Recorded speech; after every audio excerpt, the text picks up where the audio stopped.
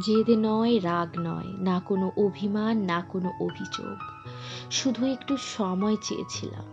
শত ব্যস্ততার মধ্যে আমায় কখনো ভুলে যাবে না, এইটুকু আশ্বাস চেয়েছিলাম।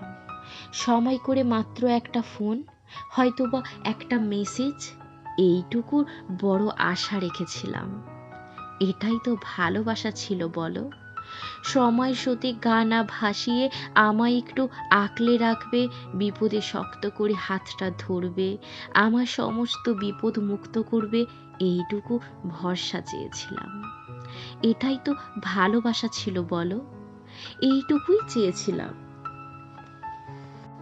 পরিবর্তে তোমার ঘর, তোমার সংসার সবটুকু নিজের করে বড় যত্ন করে সাজিয়ে রেখেছিলাম।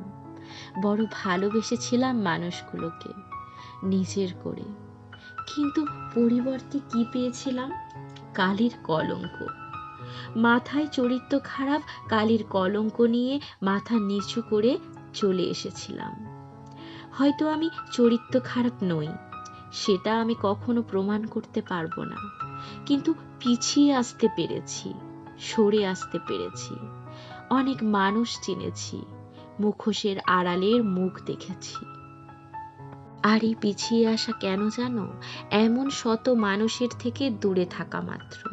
এই পিছিয়ে যাবার মধ্যে ছিল সত্যিকারের আনন্দ, শান্তি আর নিজেকে ভালো রাখা। এই কালির কলঙ্ক নিজের গায়ে না মাখা, সম্মানের মুকুট নিজের মাথায় নিজেই পরানো, যেই মুকুট অন্য কেউ পরানোর প্রয়োজন নেই।